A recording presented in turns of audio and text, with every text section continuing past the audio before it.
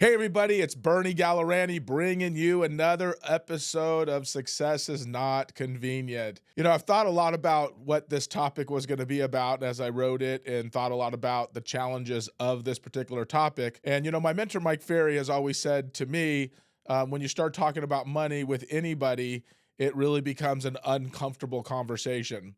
And through the years that I've worked with him and have got an opportunity to kind of really understand what this is all about and experiencing the reality of truth about money, it's really a hard conversation to have. So we're going to take this conversation as we can to your business, reinvesting money into your business, the thoughts behind maybe why, if you're not reinvesting it, how growing it and scaling it and investing in good people, it could be an issue for you.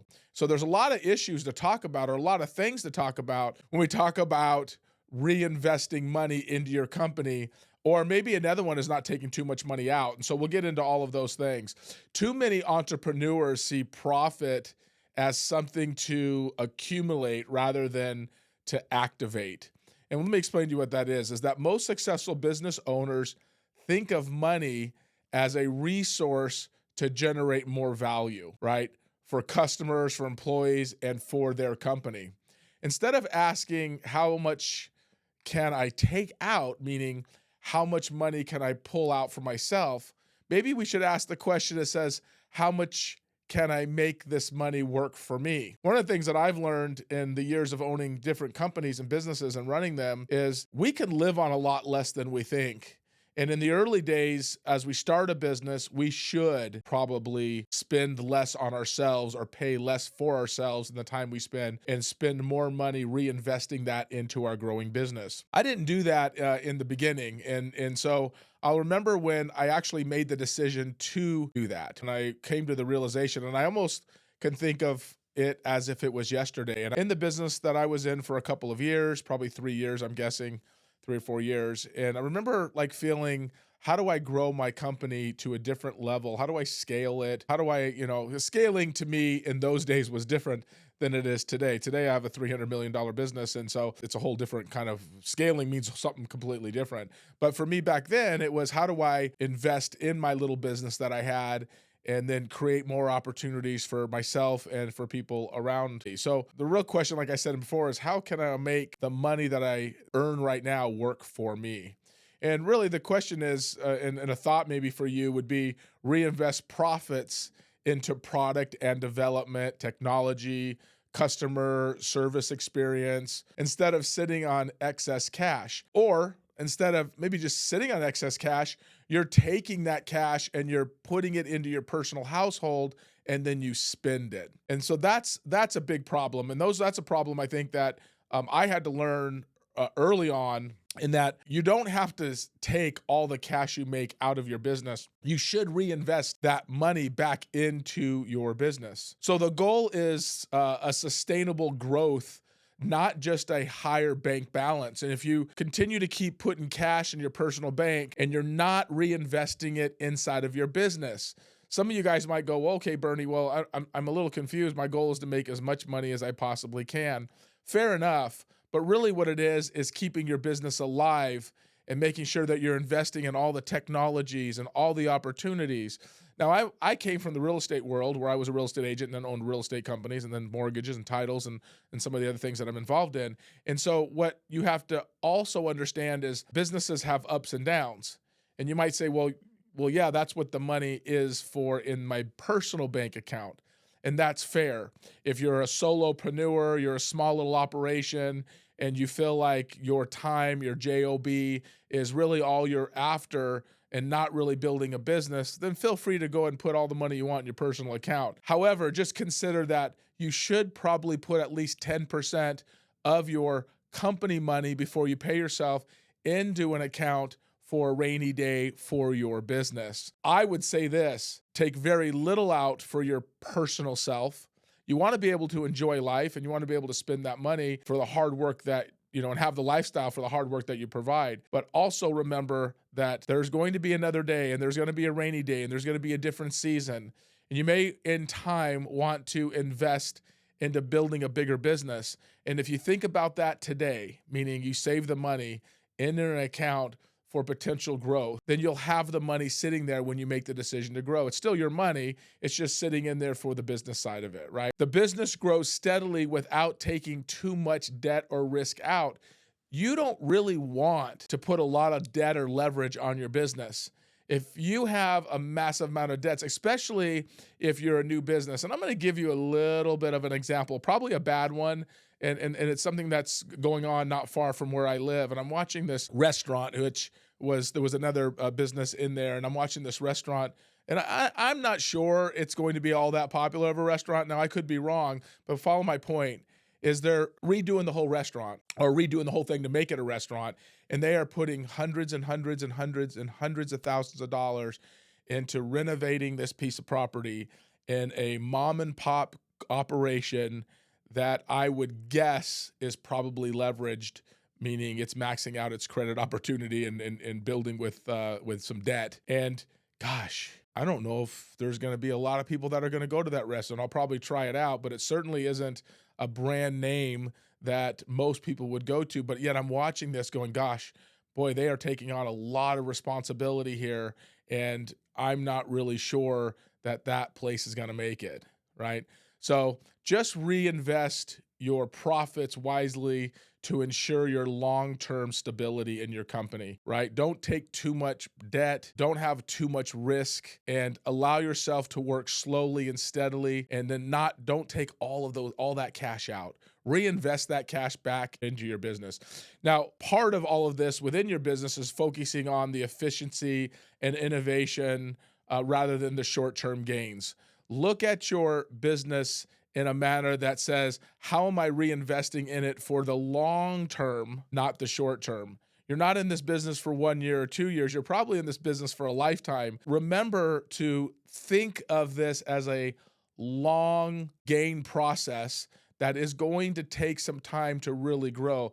The fruits of all of your labor for all of these years takes time. You're not going to make it, hit a home run year 1, year 2, year 3. It could be painful. Guys, I can tell you, I remember when I made that decision to reinvest into my business. It was a fun thing because I thought back then I was making X amount of money, and I thought, gosh, what if I just took $100,000 less in pay? What if I took $100,000 less in pay and I just took all that money and reinvested it into my business?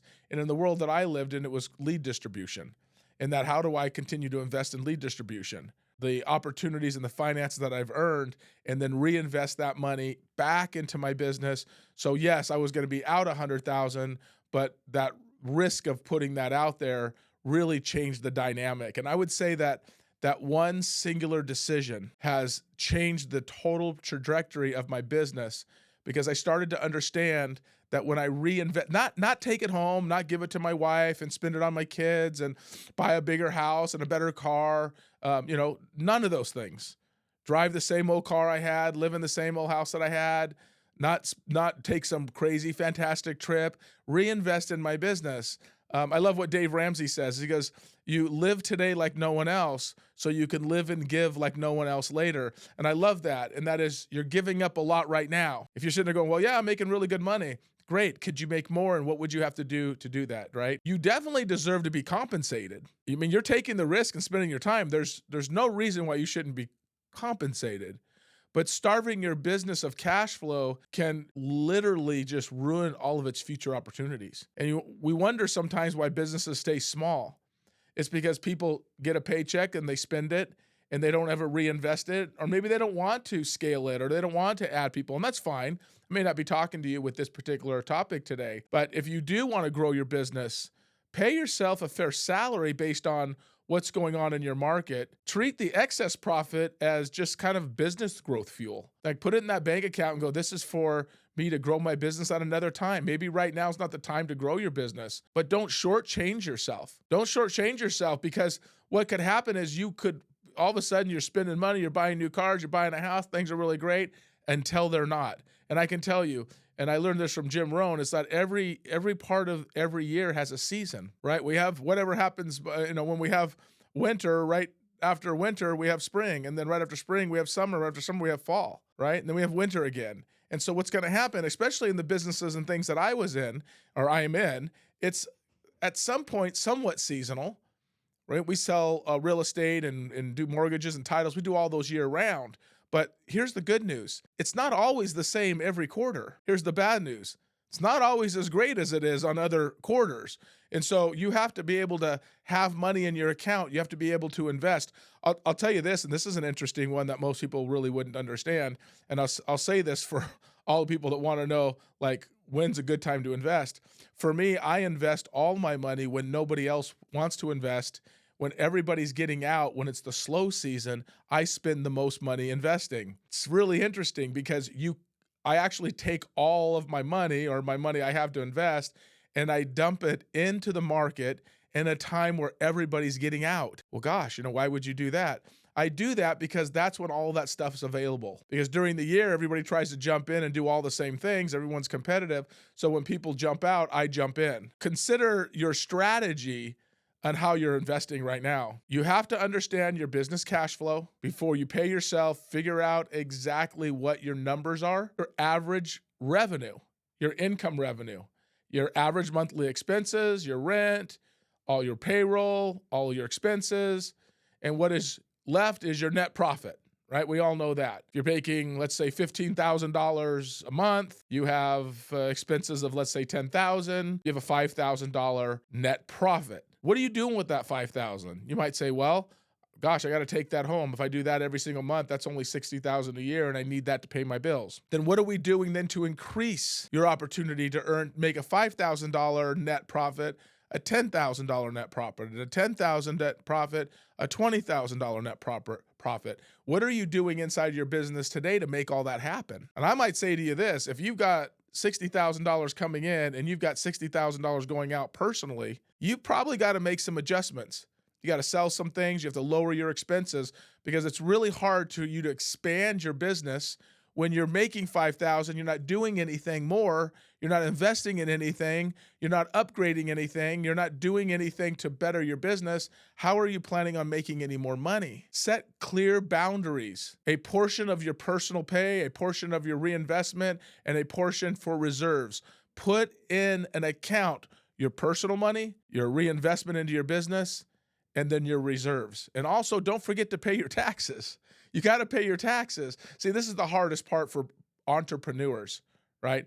Now, in the world I live in, and this is a number that I got from my mentor, it's not something that I've researched, but I probably should, but he was telling me like somewhere around 80% of real estate agents do not pay their taxes when they're due. 80% of realtors are actually behind on their tax bill. And it's sad because they didn't plan the right way. So you have to make sure that you're putting in a portion of your money in a separate account. Don't commingle those funds, because if you do, when things get really tough, you want to use that money. You can't use that money. That's not your money. That belongs to Uncle Sam. That's Uncle Sam's money. Treat yourself like an employee or an investor maybe.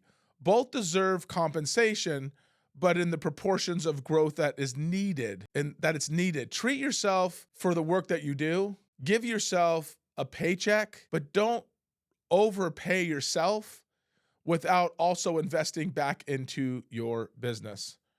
You have to reinvest in your business with intention, with massive intention. Not every expense is an investment. Intentional reinvestment means deploying money where it creates measurable returns. This is what's really key. And by the way, this is something that I've actually struggled with a little bit to understand.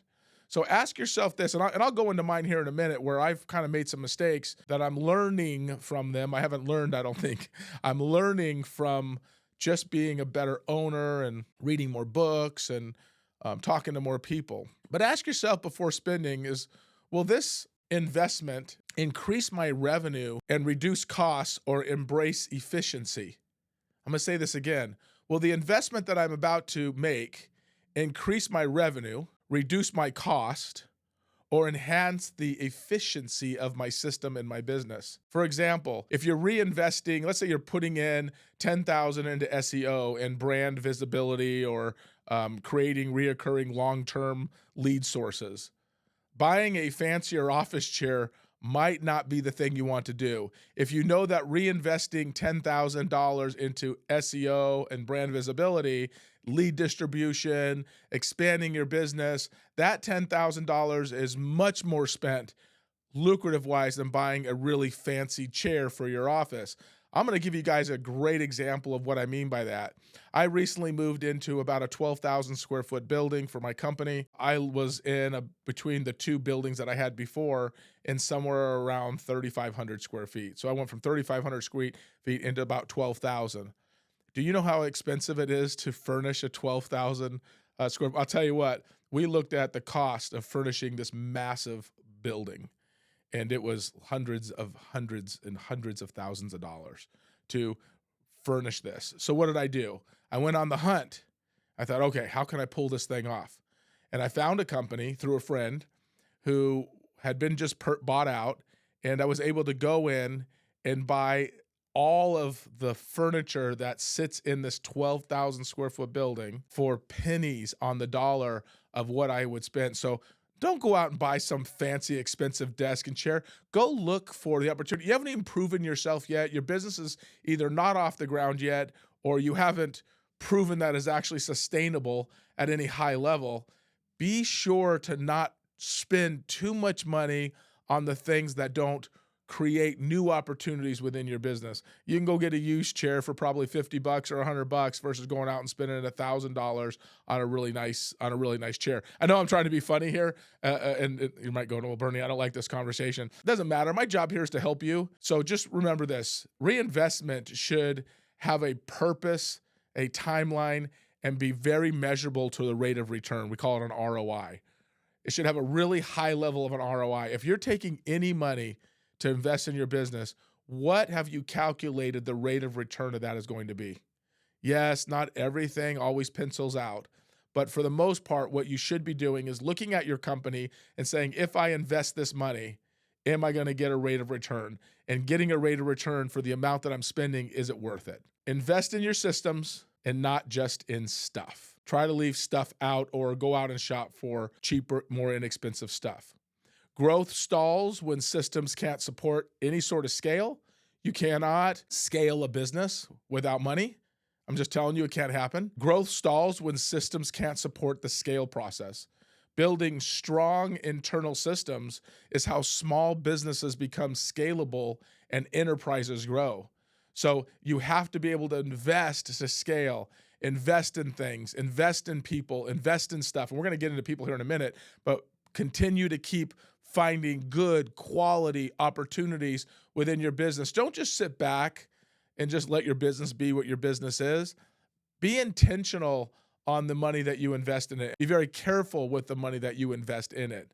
Implement a very strong CRM software or automated service, right? Your documents, your doc flows. Invest in data analytics. So look at all the software and the metrics. Watch your numbers. Watch all your numbers. Let me share this with you guys. I have my software program in my office, and I go in pretty much daily and look at where the money is, how much came in, how much went out, how many people sold what, transactions did we have that didn't happen. And so we go through all of this daily and look at all of these things regularly to make sure that we're in line. You got to watch the money. Watch the money. Watch the money going in, watch the money going out, and look at it cautiously and carefully and ask, where can I cut things out? I had something in my business, I'm going to say maybe a year or 2 years ago, maybe it's a better one, year and a half, 2 years ago, where I realized that something had gotten out of hand. Some expenses had gotten a little out of hand. And so I went to the person who was kind of in charge of that getting a little out of hand. I said, what's going on here? And they explained what the issue was. And I said, I appreciate your decision to do this, but this has to stop, and it has to stop immediately. And so we took the cost of what that was and we cut it down to 25%. We changed it by 25%. And by the way, it was something small. It would be something that most people would go, okay, that's kind of ridiculous. Not really, because every dollar counts. And so what I did is I just saved myself 75% cash flow to put in a more lucrative system that generates cash versus spending all this money in something that did not generate cash.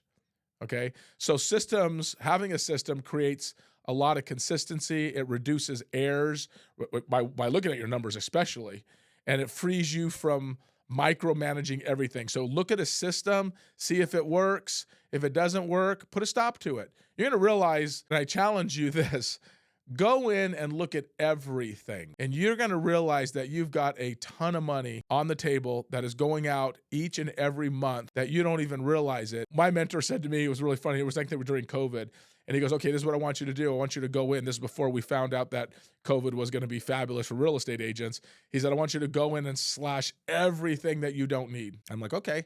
So I went in, I'm like, cutting this out, cutting this out, cutting this out, cutting this out. Oh, I don't want to cut this out, but I got to cut this out. I cut this out. So I cut down, and I think I saved, probably 10 or 12,000 a month in expenses just by cutting out the unnecessary spending.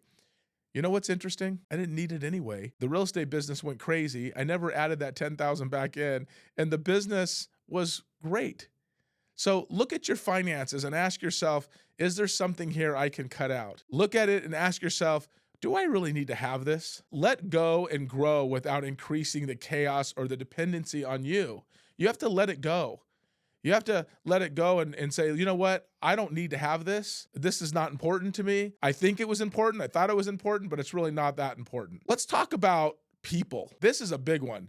Invest your money in good quality people. Management. A business is only as strong as the team reinvesting in people yields exceptional returns. I'm going to say this a different way. Don't cheap out on the wrong people because they're willing to accept the money. Go deep and find the right people, and your return, you investing in the training side of it, the leadership side, the development side, the better hiring process, and the creating a strong culture. Holy smokes. The rate of return or the ROI in that improves performance. You have lower turnover, which, by the way, if you guys don't understand, turnover is a financial killer. We had a lot of it in our business, still do, but always trying to figure out how we limit the amount of turnover we have, and we work on, because we have good people, a higher level of customer satisfaction. So the right people doing the right job. Guess what? Sometimes you're gonna have to pay for those people. And I've learned this the hard way. I've learned this the hard way by making reason and excuses why I can get this employee for this X amount of money, and it never has turned out the way I want it. So think of an employee not as just cost, but as an asset who can multiply the value of your entire business. We think it's us that actually are the ones that creating the business. I'm going to inform you, if you don't invest in good people, in the end, it's going to be them that actually makes the business happen. We need to understand the ROI on every dollar we spend. And I know I keep talking about the rate of return and the ROI. Every dollar has a job. We need to look at that. Like, we think of like, okay, I'm going to take X amount of money out. That's fine. You got living expenses. Totally get it. You should get paid for your effort. Totally get it. That's your reward for the work you did. Totally get it. Every dollar, though, outside of that, every dollar invested, every dollar saved, every dollar for a rainy day, you should know what return it produces. In other words, when you spend a dollar, you've got to know why and what and how much it should produce. So marketing spend versus, let's say, leads or new tools or whatever, right? Or productivity gains. Inventory versus sales. You have to understand that if I place this dollar, it has to have a certain amount of a return. For example, if you take $5,000 and put that on an ad spend, and it actually generates $25,000 in sales, that's a great investment, right? Spending the same amount of money on brand awareness might not cause you to be able to have a great ROI. So if you look at this going, well, what do you mean? Well, if I'm spending $5,000 on a lead generation tool, I can calculate that, right? I can say, okay, I spent $5,000, it generated $25,000 in revenue sales. That's a good investment. But if you spend $5,000 on, let's say, a billboard or a marketing piece that doesn't produce any sort of return that is measurable, you have to be very cautious. Now, I have a lot of that in the business that I have, right? Radios, TV, billboards, things like that. And the rate of return is very thin. And there are some things in there that are just not measurable. You have to be smart about it. You have to use data, and you have to not work on emotions to guide your investments. It doesn't produce measurable results. You have to rethink and reallocate those thoughts. Now, I can sit there and tell you that I have a lot of things out there, a significant amount of things that are very hard to measure. And so that might be a conversation for another day, but I can share this with you that some things are tied into other things, and the other things might be measurable, and this other tool might be tied into it, and it doesn't produce a result on an ROI on paper and pen, but in the end, I know it has an effect on the other process. Just always understand that marketing and exposing your business is very challenging. And it's something that you should take a slow process in when investing in that particular area. Let's go back to what we're talking about money. We have to separate our business and our personal finances. What I'm saying is you cannot commingle those. Blurring between the personal and the business money can wreck the clarity and the credibility of your business. Do not commingle your personal funds and your business funds together. Do not do that because it is going to mess with you. And I'll give you an example. And I have a friend of mine who has a real estate company, and we were talking about their personal production, so the income they were bringing in, and then the income their company was bringing in. This particular person was calculating X generated income off their business. And so I said, well, what is your business expenses? What's your overhead? What does it cost you to do business? And take your income out of it and take all of the expenses that the building and the staff and the things that you've acquired to service the employees and the other folks in your company. Use that number first to those gross dollars being brought in and take your personal income out of the mix. So the income that he created on his own. And when he did that, he realized that he was actually paying every month. He was paying to have his people work for him. I'm going to say that again. When he did the math, he realized, ooh, I'm in big trouble. I'm actually taking my personal income and I'm adding it to the bottom line and commingling the funds. And what I'm doing is I'm actually paying for all of these people to work for me. Now, that's a hard reality. That was a hard reality for him. And so this is the advice I gave to him. I'm like, listen, you got to separate it all. You got to separate your business to their business. So you allocate X amount for you. If you have a staff person, allocate that. If you have part of the bricks and mortar, a percentage of that you feel you would need, an office, things such as that nature. But you don't need all of the space you have if it's just you. And what it was really is he was losing money. And he wasn't losing money because he was earning money, but he was paying to keep the doors open for all the people who couldn't cover the bills. So mixing your finances can lead to lots of different issues. But really what it leads to is a misunderstanding of the success of your business.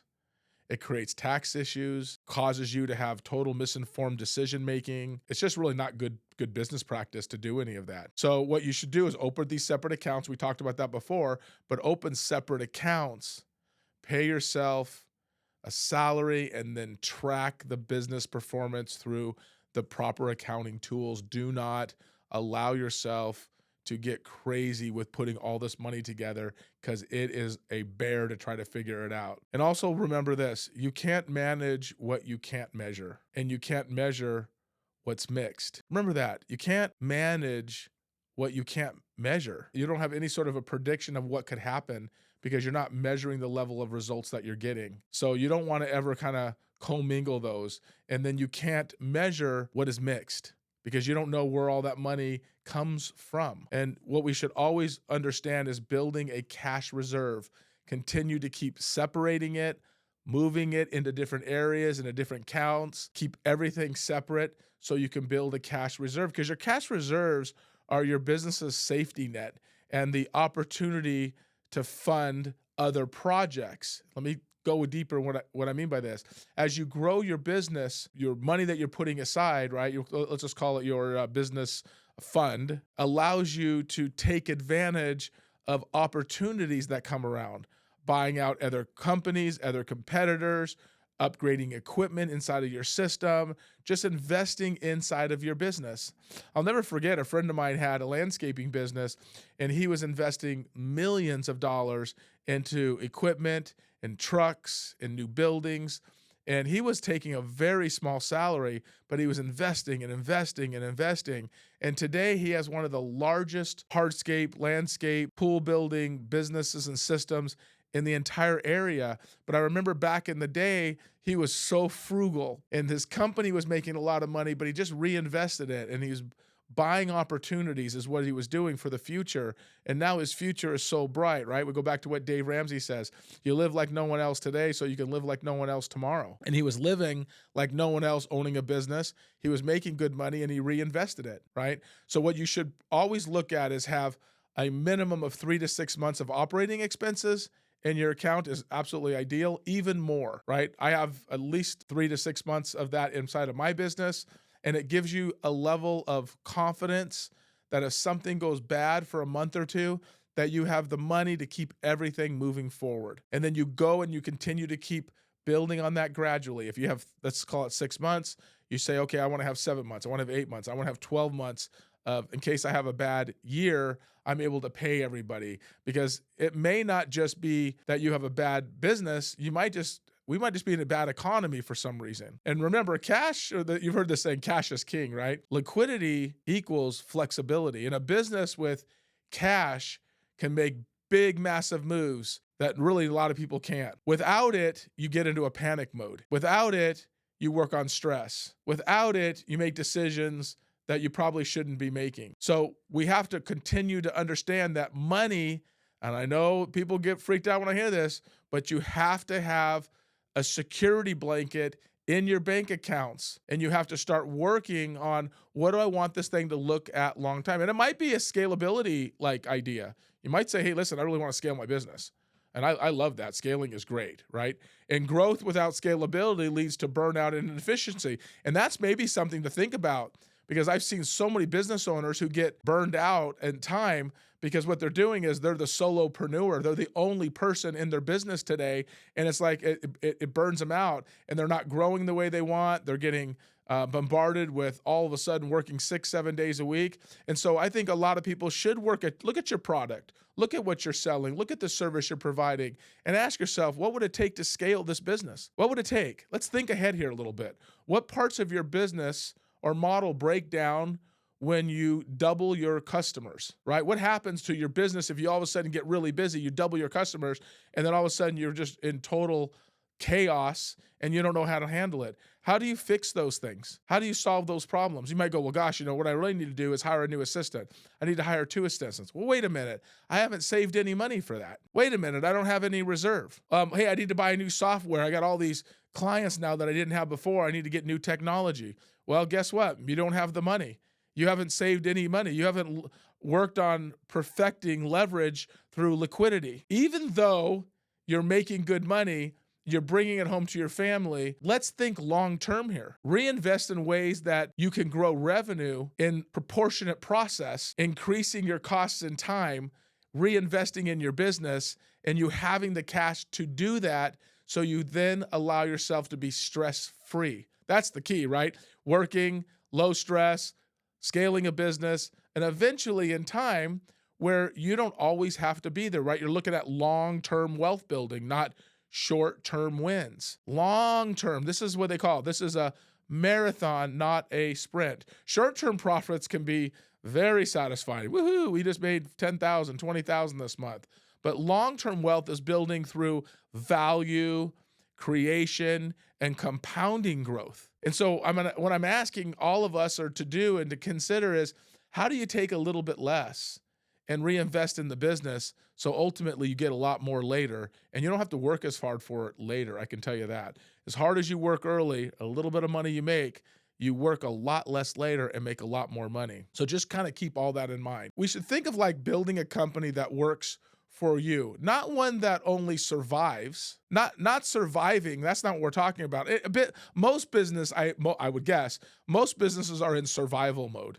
That's not what I'm saying. I'm talking about building a business that thrives, not survives. So let's focus on building, and we're going to end this thing here in a minute, but let's focus on building something that appreciates over time, not just something that pays you out today. And in order to build it over time, it's going to take reinvesting. It's going to take time. It's going to be you not taking everything from it today. It's you saying, I'm going to take 10, 20% and put it over here. It's you watching all of your expenses going out. It's you being frugal in everything that you do. And if you're frugal in it today, you reinvest wisely, you watch all those dollars and you calculate those rate of returns.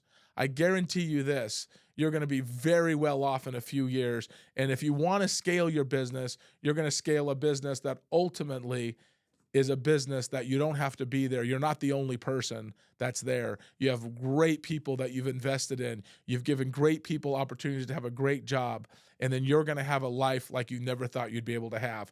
I hope everybody's got a good message out of this today. Thank you so much, and I hope everybody has a fantastic one. Let's keep going out and selling something. Let's go keep it out and working hard, and I hope everyone has a great one. Take care.